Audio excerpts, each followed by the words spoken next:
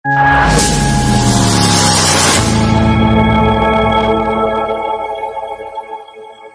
आज का जो टॉपिक है बच्चों हमारा वो है एसएचएम। क्या है एसएचएम? क्या होता है? Simple harmonic motion. हालांकि इसको एसएचएम डायरेक्ट नहीं कहते, इसको ऑसिलेशंस कहते हैं। क्या कहते हैं? हाँ, ये इसके पहले मैंने कुछ आपको बेसिक बताया था लास्ट क्लास में, है ना, बट आज रिकॉर्ड कर रहे हैं तो देखते हैं। मैं शुरू से ही कोशिश करूंगा लेके चलूंगा आपको, एक चीज बताऊं बेसिक। तो चैप्टर का नाम है ऑसिलेशंस। क्या नाम है? एनसीईआरटी में यही है ना, ऑसिलेशंस यही है। अब ऑसिलेशन चैप्टर जो है वो क्यों पढ़ाया जाता है, क्या है इसके अंदर? देखो बेटा, ये भी एक तरह का मोशन होता है। क्या होता है ना? इसका इंपॉर्टेंस मैंने बताया था। क्या बताया था? अगर आप ये चैप्टर ढंग से पढ़ लोगे ना तो ये 12th में बहुत काम आएगा। क्लियर मेरी बात? ये 12th में कहां कहां काम आएगा बता दूं आपको। 12th में ईएमआई के अंदर काम आएगा। जो भी आप में से बेटे 2026 का JEE देने जा रहे हैं, चाहे वो मेंस देने जा रहे हो या एडवांस देने जा रहे हो, कई बच्चों का मेंस होता है। जो बच्चे मुझे मिलते हैं कहते हैं बस मेंस करा दो, एडवांस में तो बैठने की कोई दिक्कत ही नहीं है, बस एनआईटी मिल जाए कैसे कैसे जुगाड़ के, डीटीयू मिल जाए, एनएसयूटी मिल जाए, क्योंकि ऑलमोस्ट बच्चे यही जाते हैं, पीआईटी मिल जाए। तो अगर मेंस के लिए पढ़ रहे हो तो भी ये बहुत इंपॉर्टेंट है, एडवांस के लिए पढ़ रहे हो तो खैर ये तो बहुत इंपॉर्टेंट है। तो ये अपना अपना विचार है लोगों का, मैं इस पर ज्यादा डिस्कस करूंगा नहीं। तो ईएमआई, एसी और वेव ऑप्टिक्स कहां काम आएगा ये? ईएमआई, एसी और वेव ऑप्टिक्स। क्योंकि आप करंट अभी 11th में हो तो आप 2026 का मतलब नेक्स्ट ईयर आप जनवरी में अपीयर होगे JEE में, दोगे ऑब्वियस सी बात है जिनको देना है।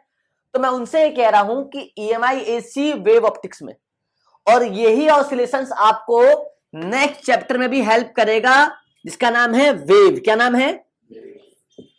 वेव्स। इसमें लॉन्गिट्यूडनल वेव्स आएगा, ट्रांसवर्स वेव आएगा, है ना, जिसको साउंड वेव भी कहते हैं ना।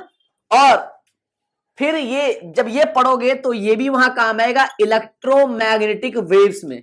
तो ये अकेला जो 2 चैप्टर है बच्चों, ऑसिलेशन एंड वेव्स, ये 12th के इतने चैप्टर कंटेन करता है। इलेक्ट्रोमैग्नेटिक वेव्स 12th का 8 चैप्टर है, ईएमआई 6 है, एसी 7 है, और वेव ऑप्टिक्स जो है बेटा वो 11 है। 11 है, 10 होगा शायद, 10 होगा। 8 ये है तो 9 रे ऑप्टिक्स होता है और 10 आपका वेव ऑप्टिक्स होता है। तो अब इस चैप्टर को जितना डिटेल में आप पढ़ोगे उतना आपके लिए बेहतरीन होगा। क्लियर है? चलो मैं थोड़ा चलता हूं अब ऑसिलेशंस की तरफ।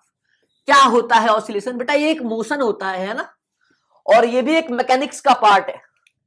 जिन बच्चों को लगता है कि मैकेनिक्स से अलग है, ये नहीं बच्चों, ये मैकेनिक्स का ही पार्ट है। जब मैंने डिस्कस किया था, आपको याद है, मैंने बताया था कि पूरे 11th में आपको या तो रेस्ट पढ़ना है या तो मोशन पढ़ना है ना। सॉलिड में पढ़ना था, लिक्विड में पढ़ना था, फिर गैस, क्योंकि गैस तो रेस्ट पे हो नहीं सकता। अरे भाई सही बात गलत बात? इसलिए आपने पढ़ा थर्मोडायनेमिक्स, फिर आपको इस पढ़ाया जाता है काइनेटिक थ्योरी ऑफ गैसेस को बोलते हैं KTG। रियल फिजिक्स यही सब है ना। तो ऑसिलेटरी मोशन क्या होता है, ऑसिलेशंस क्या होता है, इसकी शुरुआत करें। इससे पहले आपको 2 बातों की जानकारी होनी चाहिए। पहला, पीरियोडिक मोशन। क्या बोला मैंने? What is periodic motion? और दूसरा आपने देख ही लिया है ऑसिलेटरी मोशन। कौन सा मोशन? Oscillatory motion. अब बच्चों मोशन है तो समझ में आ ही गया होगा मोशन क्या होता है ना। मैंने कहा कि पीरियोडिक मोशन और ऑसिलेटरी मोशन। पीरियोडिक मोशन का मतलब होता है कि अगर कोई ऑब्जेक्ट, जैसे मान लो ये A है और ये B, अगर कोई ऑब्जेक्ट यहां A से B पे जा रहा है, मान लो 1 सेकंड में, कितना सेकंड जा रहा है? 1 टाइम 1 सेकंड जा रहा है, और ये रिटर्न आ जा रहा है 1 सेकंड में, वापस फिर आ जा रहा है। कितना आ जा रहा है? 1 सेकंड में क्या हो रहा है बच्चों? ये वापिस आ जा रहा है। क्लियर है? और ये कंटिन्यू, इसका प्रोसेस कैसा है? कंटिन्यूअस है। ये ए से भी जा रहा है, बी से आ रहा है, ए से भी जा रहा है, बी से आ रहा है, और जा भी 1 सेकंड में रहा है, अभी 1 सेकंड में रहा है ना, और एक कंटिन्यूअस है। तो इसे कह दोगे आप पीरियोडिक मोशन। क्या कह दोगे? जस्ट लाइक अर्थ, अगर ये सन है ना बच्चों, तो ये क्या कर रहा है? अर्थ। क्या बोला मैंने? ये अर्थ। क्या अर्थ घूम के 365 दिन 6 घंटे में वापिस आ जा रहा है? अरे 1 साल उसे बोलते हो ना 1 ईयर। अरे 365 डेज 6 आवर बोलते हो ना बच्चों। अरे हाँ या ना। तो अर्थ जो है वो घूम के पहुंच रहा है, इसे कहते हैं पीरियोडिक मोशन। क्या ऐसा है क्या अर्थ एक बार घूम के आया बोला मना कर दिया अब नहीं जा रहा? ये तो कंटिन्यूअस प्रोसेस है ना भाई, ये तो होता जाएगा होता जाएगा होता जाएगा, तो इसे कहते हैं पीरियोडिक मोशन। क्लियर है? अब पीरियोडिक मोशन देखो, अभी ए से बी, बी से ए, तो ये तो स्ट्रेट लाइन पाथ था। कैसा पाथ था? ये तो स्ट्रेट लाइन पाथ था कि ए से बी गया, बी से आया, तो ये भी तो पीरियोडिक मोशन है ना भाई। परंतु ये कौन सा मोशन हुआ? ये तो सर्कुलर मोशन हुआ। अरे बोलो हाँ ना यार, एक रोटेशनल मोशन कह सकते हो उसको, सर्कुलर कह सकते हो। क्लियर है कि नहीं क्लियर है? अच्छा अब एक बात हो, तो क्या पीरियोडिक में एक सेम पाथ होना जरूरी है? एक सेम पाथ होना जरूरी है, ये तो सही है, लेकिन क्या हर बॉडी के लिए? ऐसा नहीं है। जैसे आपके जो क्लासेस है, आपको पता है सुशांत सर MWF में 5 to 6 क्लासेस लेंगे या 5 to 6:30 लेंगे, तो आपको पता है ना कि ये मंडे लेंगे, वेडनेसडे लेंगे और फ्राइडे लेंगे। तो हर मंडे को शाम के 5 बजे आपकी क्लास होगी, तो ये क्या है? फिक्स टाइम है ना। अरे फिक्स टाइम है या नहीं है? तो इसे क्या बोलोगे? Periodic motion. क्लियर है? सो पीरियोडिक मोशन को समझने के लिए बच्चों ज्यादा मेहनत की आवश्यकता है नहीं, बट सिंपल सिंपल आप समझ सकते हो। क्लियर है? चलो मैं वही पीरियोडिक मोशन आपको समझाने की कोशिश कर रहा हूं। What is oscillatory motion? ध्यान से देखना, मैंने क्या करा, एक इस तरह से मैंने एक सिस्टम ले लिया, ठीक है बच्चों, और मैंने एक बॉल क्या करा, यहां v वेलोसिटी से फेंक दी। एक बॉल लिया v वेलोसिटी से और मैंने यू फेंक दिया। क्लियर है? अब दूसरा, आइडियली जो है इसके अंदर फ्रिक्शन होगा या नहीं वो एक अलग बात है, बट रियलिटी में यहां फ्रिक्शन तो होता है। बोलो हाँ ना। अरे फ्रिक्शन होगा ना। अगर फ्रिक्शन समझ में नहीं आ रहा है, तो अगर आप यहां कोफिशिएंट ऑफ आपको पढ़ा होगा ना, कोफिशिएंट ऑफ रेस्टिट्यूशन या कोफिशिएंट ऑफ रेजिलेंस पढ़ाया था।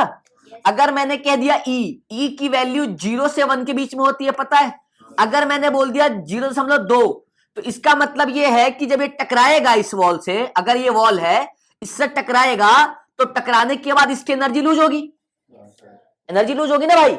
जब एनर्जी लूज होगी तो इसकी वेलोसिटी डिक्रीज करेगी, तो ये जिस वेलोसिटी से गया है उस वेलोसिटी से आएगा? नहीं आएगा ना बच्चों, वेलोसिटी इसकी चेंज हो जाएगी। ये तो बड़ा सिंपल समझाया मैंने किसी बच्चे के लिए समझना।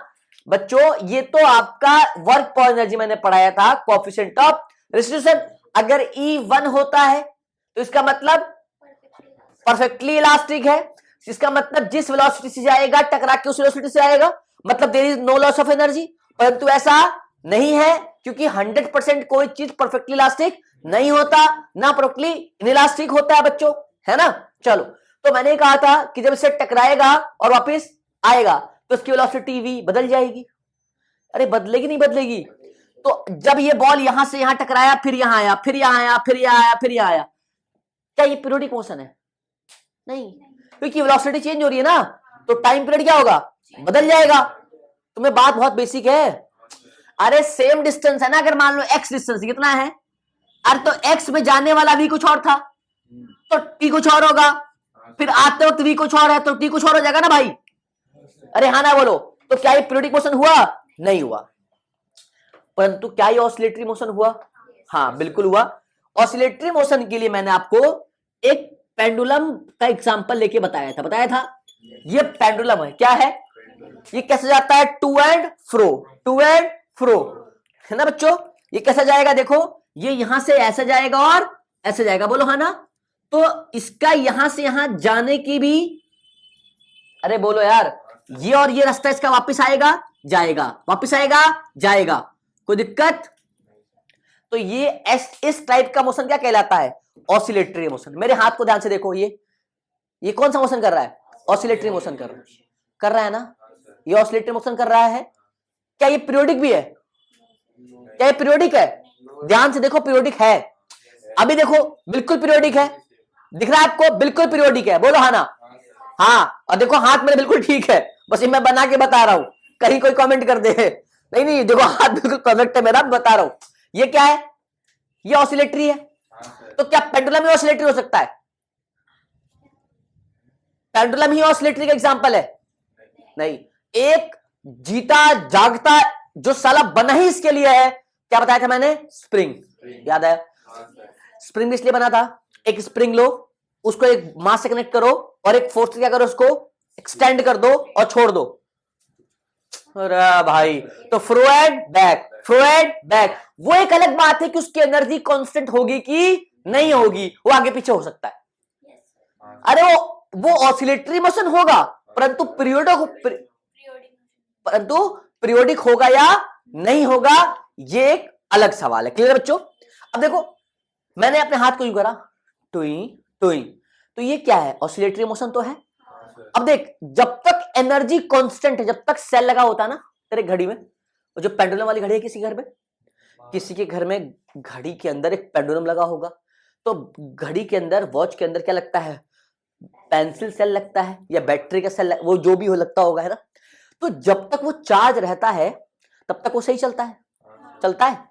धीरे धीरे अगर वो चलना बंद हो जाता है, इसका मतलब वो सेल खत्म हो गया। हाँ या ना? तो वही मैं समझाने की कोशिश कर रहा हूं कि ऑसिलेटरी मोशन तो है, परंतु ये पीरियोडिक है या नहीं, किस पर डिपेंड करेगा? एनर्जी पे। अगर मिलने वाला एनर्जी क्या है, देख, अभी एनर्जी कांस्टेंट है, एनर्जी को चेंज नहीं हो रहा, देख बढ़िया, पीरियोडिक, ऑसिलेटरी भी और पीरियोडिक भी है, बोल हाँ ना? परंतु एनर्जी खत्म धीरे धीरे, तो क्या ऑसिलेटरी है ये? ऑसिलेटरी तो है।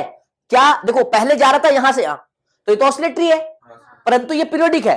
लेकिन अब ये पीरियोडिक नहीं है, परंतु ऑसिलेटरी है। तो इससे एक बात कॉमन क्या समझ में आई कि जो भी पीरियोडिक मोशन होगा, मैंने क्या बोला? जो पीरियोडिक मोशन करेगा वो ऑसिलेटरी नहीं हो सकता। क्या बोला? ऑल पीरियोडिक मोशन आर, क्या ये जरूरी है? बिल्कुल जरूरी है। अब देखो ना, ये भी पीरियोडिक है, तो क्या ऑसिलेटरी होगा या? हाँ या ना? तो क्या ये स्टेटमेंट सही है, ट्रू है, फॉल्स है? ट्रू है, फॉल्स? जो पीरियोडिक मोशन होगा, क्या वो ऑसिलेटरी मोशन नहीं होगा? नहीं, क्योंकि ऑसिलेटरी की कंडीशन है फ्लो एंड बैक। क्लियर है? अब मैंने कहा जो ऑसिलेटरी है मतलब फ्लो एंड बैक, तो ऑसिलेटरी तो है, क्या ये पीरियोडिक है? क्या ये ट्रू है, फॉल्स है? डिपेंड करता है। Very good. मतलब कि कब ट्रू है और कब फॉल्स है इसका पता होना चाहिए। मैंने कहा कि एक बॉडी जो है वो ऑसिलेटरी मोशन कर रहा है, तो क्या वो पीरियोडिक मोशन है? तो सवाल ये होगा कि अगर उसका एनर्जी कांस्टेंट है तो वो है, पीरियोडिक है, और अदरवाइज अगर एनर्जी कांस्टेंट नहीं है तो वो। क्लियर है?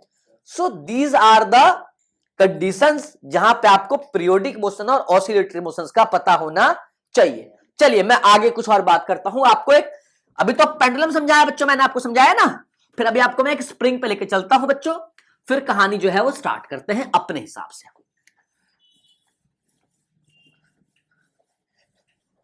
इधर आइए।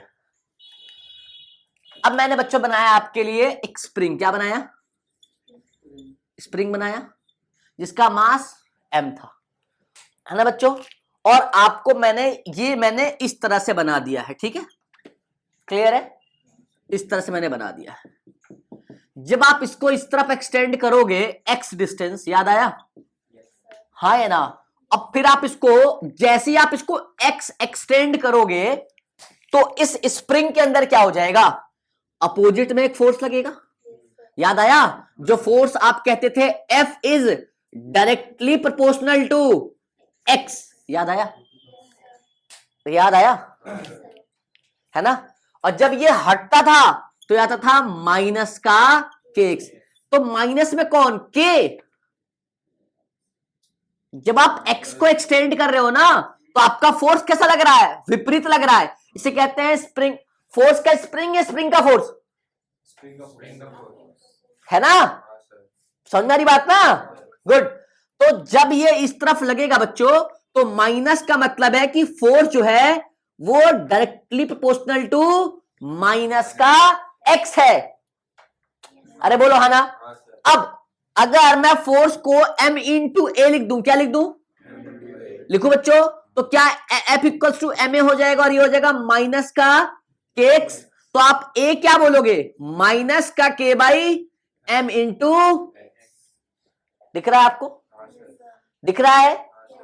आप इसको ध्यान रखेंगे तो बताइए, जो एक्सेलरेशन है के भी कांस्टेंट है और एम भी कांस्टेंट है, तो क्या मैं यहां से एक स्टेटमेंट बोल सकता हूं कि जो ए है that is directly proportional to minus का एक्स? क्या मैं कह सकता हूं? हाँ या ना? तो this is the condition of SHM. क्या बोला मैंने? This is the condition of SHM. बेटा मैं इसको बहुत ही आसान तरीके से पढ़ाने की कोशिश करूंगा, बिल्कुल घबराना मत। This is the condition of SHM. मैं माइनस के बाई एम क्या होता है मैं इस पे भी डिस्कस करूंगा। अरे F equals to M into A होता है ना भाई? अरे होता है ना? गुड।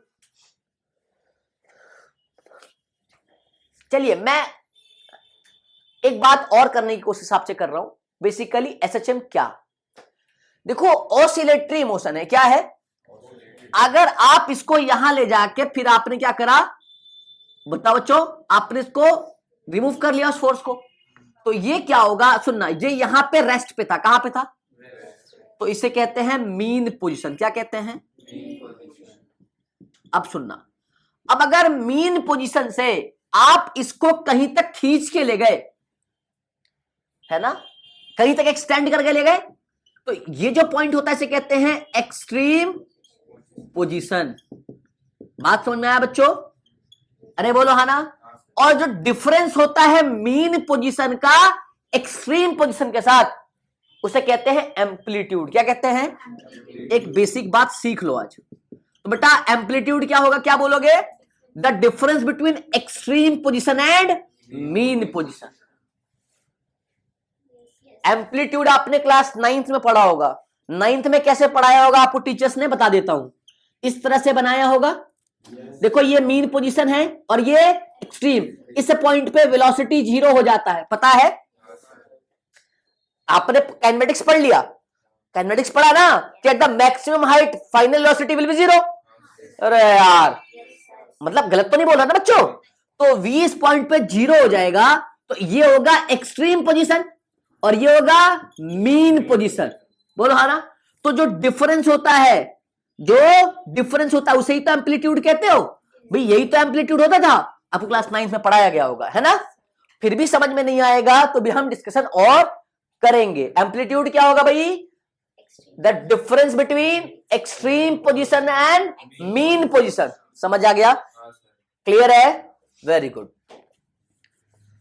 तो मेरा बेसिक मतलब ये होता, अब एक्सट्रीम पोजीशन पे क्या होता है, मीन पोजीशन पे क्या होता है, हम डिस्कस करेंगे। बस समझाने की कोशिश करो, समझना। तो जब ये इसे छोड़ेगा तो क्या ये इधर ऐसे से करेगा? तो ये एक बार कर रहा है या मल्टीपल बार? ये एक बार कर रहा है मल्टीपल बार? किस स्प्रिंग को छोड़ोगे मल्टीपल करेगा? तो जब मल्टीपल बार करेगा, सिंपल समझ, जब मल्टीपल बार करेगा तो ये ऑसिलेटरी मोशन करेगा। तो F इक्वल्स टू माइनस के एक्स तो लगा, तो यही ऑसिलेटरी में क्या हो जाता है? F इक्वल्स टू माइनस का के एक्स का पावर n क्या हो जाता है? समझ आई बात? ये ऑसिलेटरी मोशन में होता है। किसमें होता है? मतलब समझ में आई बात? और ये अनंत बार करा, कितने बार करा? इनफाइनाइट बार करा, 10 बार करा, 20 बार करा, मुझे इससे कोई लेन देना। क्लियर है? मैंने कहा एक बार ये मीन से एक्सट्रीम गया होगा, फिर वापस एक्सट्रीम से मीन पाया होगा, फिर मीन से वापस इस तरफ गया होगा। नहीं समझ में आया? अगर यहां पे मास रखा है तो ये यहां से यहां गया, तो ये मीन था, मीन से एक्सट्रीम गया, वापस एक्सट्रीम से मीन गया, और फिर मीन से वापस इस तरफ जाएगा। तो इस तरफ भी कितना जाएगा? एक्सट्रीम जाएगा, फिर एक्सट्रीम से मीन जाएगा। नहीं समझ में बात? तो एक चक्कर, क्या बोला? वेयर n इक्वल्स टू 1, जब भी n इक्वल्स टू क्या रखेंगे आप? 1। तो जो ये इक्वेशन होगी, दिस इज द एसएचएम। क्या बोलते हैं इसको? क्लियर है? जब एक बार हम स्टडी करें, एक बार की स्टडी करें तो क्या कहलाएगा? एसएचएम। क्या बोला मैंने? एक बार की स्टडी करें तो क्या कहलाएगा? एसएचएम। और ऐसे एक बार ना करके 10 बार का कर ले तो स्टडी किसकी होगी? ऑसिलेशन। बात समझ में आ गई? हाँ या ना? इसको सिंपल हार्मोनिक मोशन। एसएचएम दो टाइप का होता है, लीनियर और एंगुलर। मैंने बताया था एसएचएम जो होता है बच्चों वो दो टाइप का होता है, लीनियर और एंगुलर। क्लियर है? तो लीनियर एसएचएम, क्या बोला मैंने? लीनियर एसएचएम की कुछ कंडीशंस होती हैं। क्या होती हैं? जब हम पढ़ा करते थे तो कंडीशन अलग थी, बट मैं आपको वो सब नहीं पढ़ाऊंगा, फालतू की चीजें। क्लियर है? क्योंकि हमें तो रटाया जाता था, है ना, नोट्स है, ठीक है, आपको रटाने की आवश्यकता नहीं है मुझे। सो लीनियर में एक चीज मैंने आपको यहां लिख दिया है, क्या करा है? ठीक है, और लीनियर है मतलब कैसा होगा, पता आपको ये बात? तो आपको पढ़ने की आवश्यकता है ही नहीं। और ये एंगुलर एसएचएम जो है बच्चों वो आप इंजीनियरिंग में पढ़ोगे, ठीक है, यहां इसको मैं डिस्कस नहीं करूंगा। मैं सिर्फ क्या करूंगा, लीनियर एसएचएम। बच्चे बात समझ में आ गई तेरे? अरे क्लियर है बोलो? तो लीनियर एसएचएम की एक कंडीशन, मैंने क्या बोला, लीनियर एसएचएम की एक कंडीशन जो आपको याद रखनी है, that is acceleration is always directly proportional to minus का एक्स। क्लियर है? चलो अब कुछ और बातें कर लेते हैं। ठीक, ये सब याद रहेगा ना बेटा? ये क्वेश्चन सब याद रखना, ठीक है?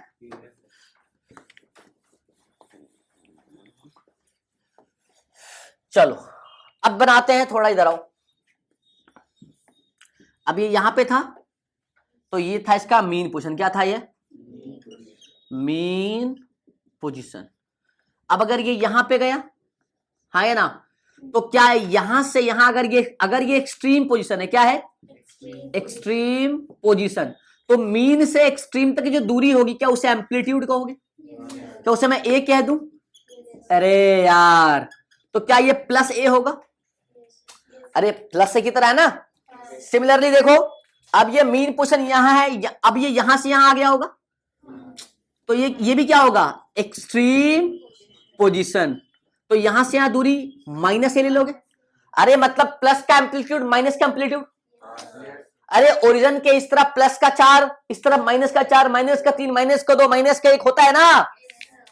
किसी बच्चे कोई दिक्कत है ना? अब कहानी को समझते हैं। कहानी को क्या करते हैं? समझते हैं। बहुत सारी चीजें हैं जो समझने की बात है, फिर हम फर्दर आगे चलेंगे। क्लियर है? चलो एक और बात करते हैं। अब आपका बॉडी यहां पे था, क्लियर है, मीन पोजीशन में कहां था, तो आप इसको इधर खींच के ले गए तो एक्स इधर गया। अब अगर एक्स इधर गया तो वेलोसिटी भी इधर ही गया होगा, बॉडी चल रहा है तो, लेकिन एक्सेलरेशन किधर होगा? आप याद रखोगे A directly proportional to minus का एक्स। अब अगर एक्स इधर है तो ए किधर होगा? Opposite direction, opposite to the displacement. अरे माइनस का मतलब यही है ना, तो अगर एक्स इधर है तो ए किधर होगा? नहीं आया? क्लियर है? अच्छा, अब कुछ और बातों में बात करता हूं, है ना, कुछ और बातों में बात मैं करूं। क्लियर है? चलो अब आप इसको जब यहां से आपने छोड़ा, इस तरफ आप ले गए, तो आपका एक्स बढ़ रहा है, बढ़ रहा है, तो ए भी आपका बढ़ रहा है, लेकिन ए कैसे बढ़ रहा है? अपोजिट डायरेक्शन में। मतलब अगर एक्स यहां से यहां मैक्सिमम हुआ, तो मतलब एक्स ने यहां से शुरू किया, तो मतलब ए यहां शुरू करेगा, तो ए यहां से यहां जाएगा। अरे जाएगा कि नहीं जाएगा? तो जब एक्स 0 था तब ए भी 0 था। नहीं आया?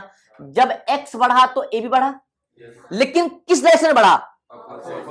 बस इतनी सी बात समझ आ गई, मेरा जिंदगी सफल है। मेरा तो है, मैंने समझा दिया। अब आपका जेई में भी सवाल है, नीट में तो है ही, बाकी मैं सीबीएसई की बात ज्यादा करता नहीं हूं। मैंने एक सीबीएसई का अभी लॉन्च करा, देखा तुम लोगों ने? 12th वाला देखा है? वो जो मैंने डाला है रोड मैप देखा? उसके बाद मैंने और भी 4-5 लेक्चर डाले उसमें 12th वालों के लिए। तो तुम्हारे स्कूल में जो 12th में हो, जो उन्होंने कुछ नहीं पढ़ा, उन्हें दे देना, देख लेंगे ना। अब देखो जा रहा हूं, अब ये बात मेरे हर बच्चे को पता है, आदित्य अगर मैं यहां से ऐसे चलूंगा तो मेरा एक्स बढ़ेगा, लेकिन साला अगर मैं यहां से ऐसे बढ़ूंगा तो पता चल गया? अब ये चीज समझ आ गई तो एसएचएम में कुछ भी, मैं अभी बहुत सारी चीजें पढ़ाऊंगा आपको। लोग अबे थियरी क्या बात करें, किस पे बात करें, कितनी थियरी है, ज्यादा तो नहीं है। एसएचएम में मजा ही सवाल का है, एसएचएम में तो मजा ही क्वेश्चंस का है। अभी प्रूफ करूंगा हर एक क्वेश्चन को, घबराना बिल्कुल नहीं है इधर। तो सर आप जैसे, मैं थोड़ा सा कलरफुल पेन का यूज करूंगा बच्चों, तो जैसे ही मेरा एक्स इधर बढ़ रहा है तो एक्स यहां 0 था और यहां ए 0 था। क्या ये स्टेटमेंट सही है? आओ इसको थोड़ा और अच्छे से समझते हैं। आप इसको इस तरह बनाओ, क्या ये और ये, क्या यहां वेलोसिटी 0 होता है? तो क्या फाइनल वेलोसिटी के 0 होने से क्या यहां ए 0 होगा? नहीं। क्यों? क्योंकि यहां ग्रेविटी एक्ट करता है। क्या करता है यहां? बात समझ में आ रही है? अगर आपने प्रोजेक्टाइल पढ़ा होगा, मैंने पढ़ाया होगा, तो मैंने बताया होगा इधर AX लगता है और ऊपर AY लगता है, याद आया? तो जो रिजल्टेंट होता है दैट इज A, और A तो G था। अरे साला AY प्लस G होगा और AX तो 0 था, कांस्टेंट वेलोसिटी की वजह से, बोलो हाँ ना। परंतु ये तो हॉरिजॉन्टल है, ये तो वर्टिकल है नहीं। ये क्या है? ये तो हॉरिजॉन्टल और ये क्या है? वर्टिकल है। कभी भी कंफ्यूज होना, कोई आपसे मजे ले तो आप कह देना भाई इसमें तो ग्रेविटी एक्ट कर रही है, ये तो पढ़ा रखा है मैंने, है ना? कहां पढ़ा? सब काइनेमेटिक्स में पढ़ा कि नहीं? चलो अब मैं ए और एक्स का रिलेशन लेता हूं, ठीक? इधर आओ। आपने पढ़ा A इक्वल्स टू माइनस का K by M into x पढ़ा। अब इस माइनस के भी कांस्टेंट और M भी कांस्टेंट है ना? इसको बुक्स में क्या लेते हैं या तुमको क्या लेना है, बिल्कुल आराम से समझना, घबराना कतई मत, ठीक? मैंने क्या दिया, इस K बाई M को ना आप, मैंने क्या बोला, इस K बाई M को ना आप ओमेगा स्क्वायर ले लो। क्या ले लो? माइनस को एज इट इज रहने देना। क्यों? क्योंकि पता है ये माइनस का ही होता है। क्लियर है? K बाई M क्या है? क्लियर है? सो यहां क्या आ जाएगा, A दैट इज माइनस का ओमेगा स्क्वायर एक्स। ये बात पता है? अब omega square K by M है, तो यहां से जो ओमेगा निकालोगे क्या आएगा? रूट में K बाई M। K पता है ना आपको, स्प्रिंग कांस्टेंट है, और M पता है ना आपको क्या है? M क्या होता है? मास। क्या होता है? अब ये ओमेगा हम कहां यूज करेंगे, आपको जब बताएंगे तो आपका दिमाग घूम जाएगा। इधर आओ। एक होता है frequency that is called linear frequency, याद आ रहा है कुछ? एक होता है omega that is called angular frequency.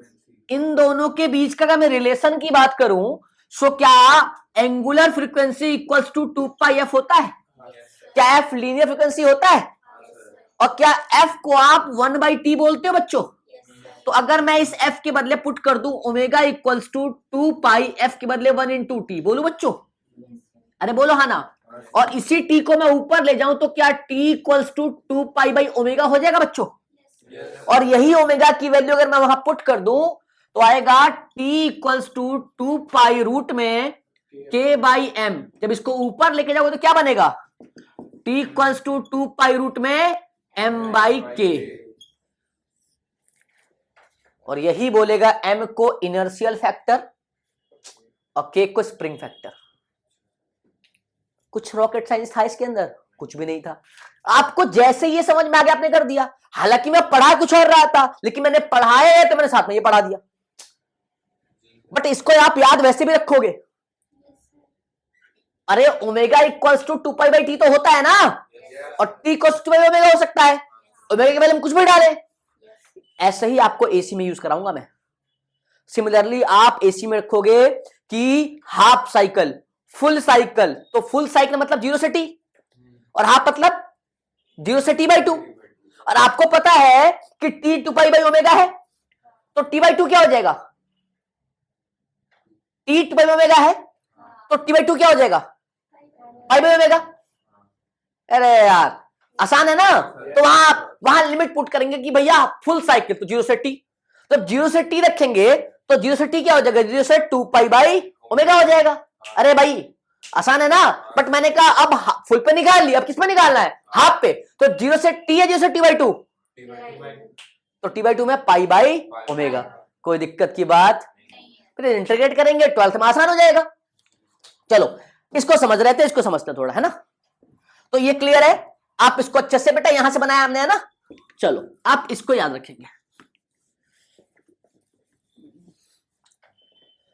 मैंने कहा कि a directly proportional to minus का x, तो माइनस का x पता है ना क्या मतलब है। चलो तो अब मीन पोजीशन और एक्सट्रीम पोजीशन, मीन पोजीशन और एक्सट्रीम पोजीशन, ठीक।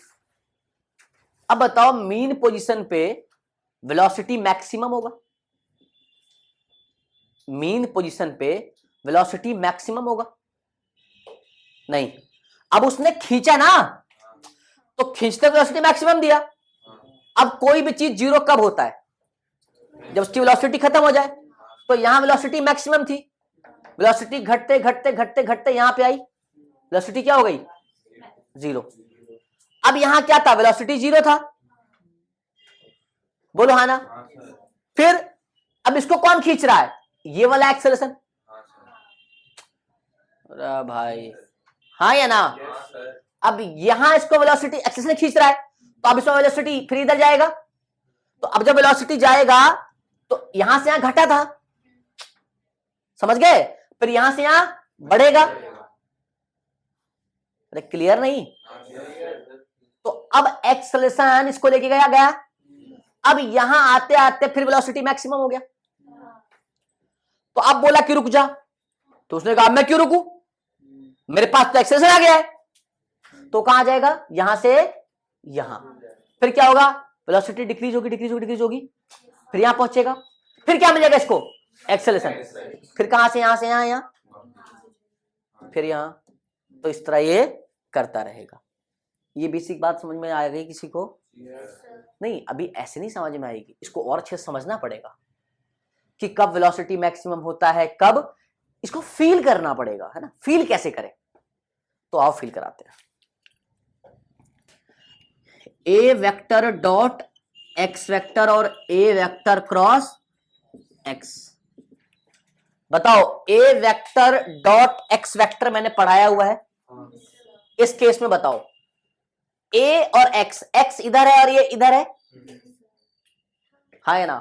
तो जब कोई दो अपोजिट डायरेक्शन में जाता है, वेक्टर पढ़ा है आपने, तो थीटा क्या बनता है, 180।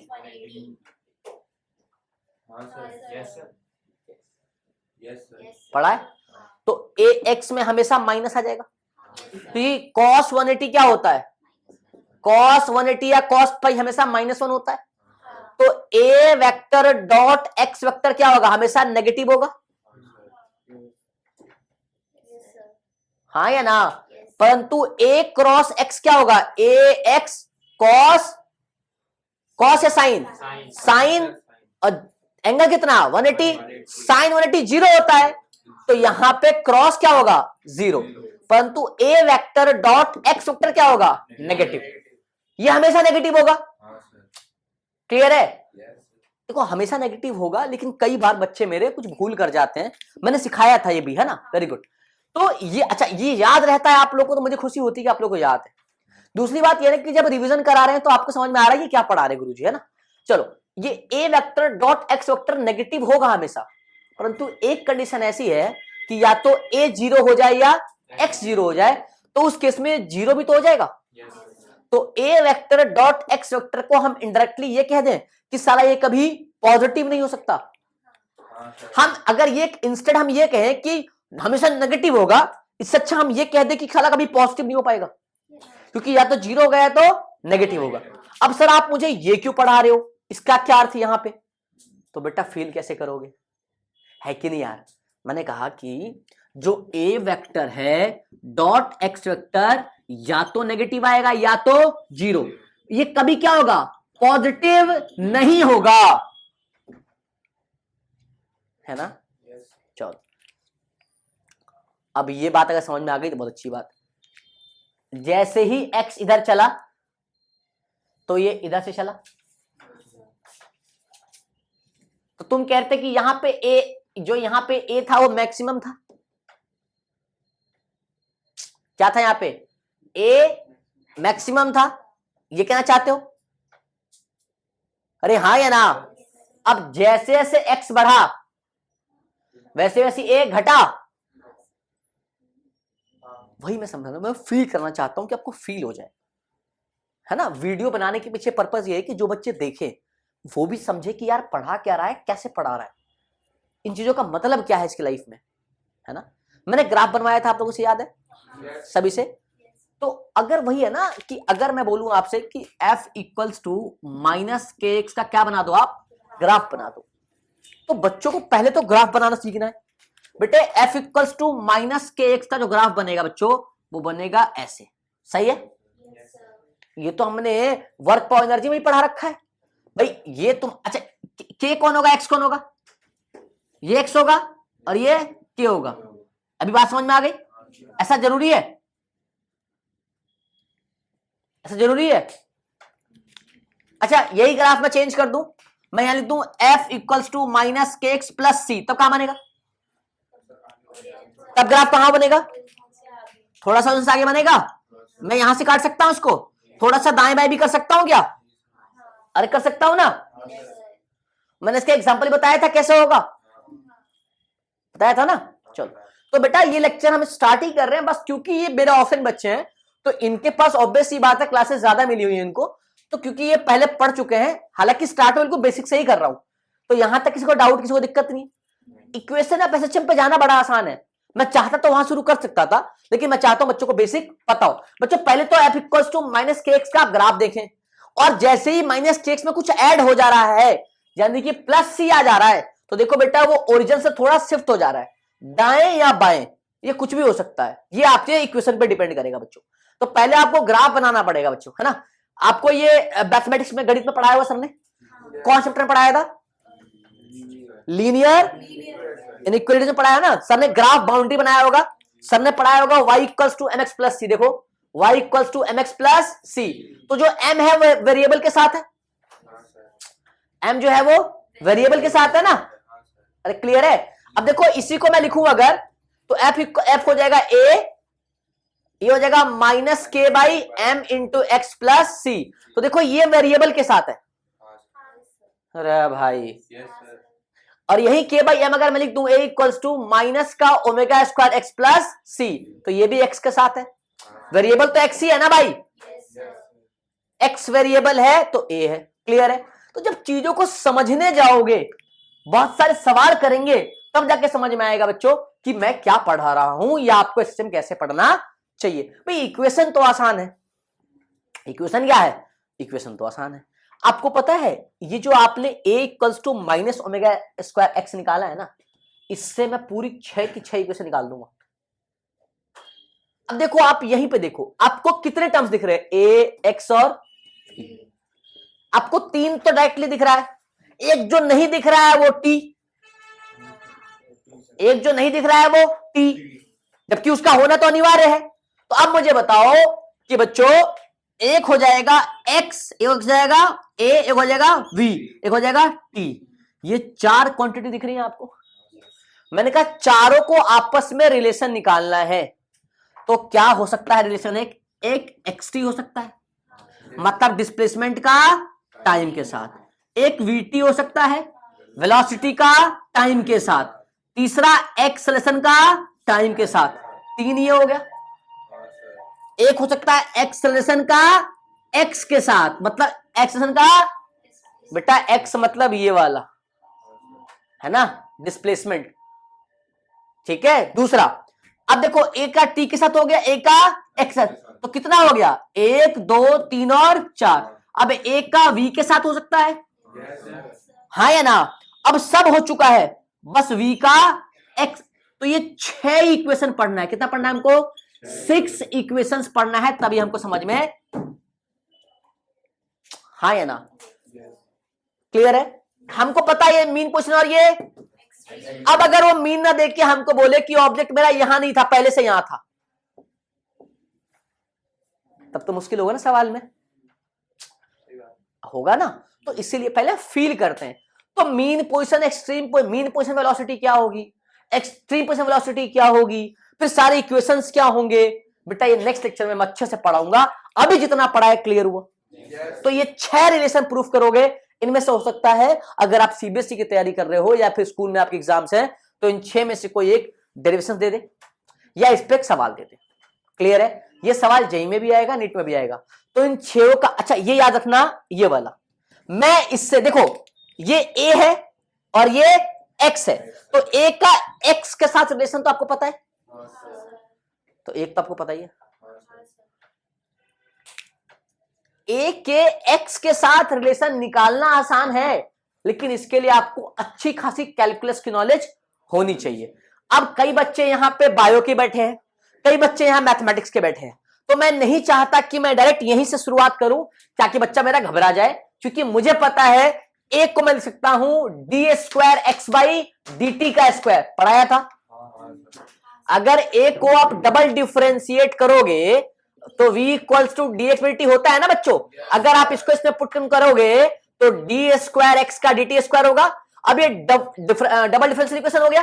तो जब अगर मैं इसको यहां रखूं माइनस का ओमेगा स्क्वायर एक्स, इस एक्स को नीचे ले जाऊं तो ये ऐसे हो जाएगा, इसको उधर ले जाऊं, पर हालांकि मैं ये करना नहीं चाहता, इसलिए मैं नेक्स्ट क्लास में एक फ्रेश स्टार्ट करूंगा इक्वेशंस पे, फिर मैं एक्सट्रीम मीन पे ऊपर सारी बातें करूंगा। ठीक है बच्चों, आज के लिए इतना ही था। Thank you so much. अगर आपको समझ में आया बच्चों या कोई डाउट हो तो कमेंट में डाल दीजिए, या कोई और बात करनी हो तो आप डीएम कर दीजिए।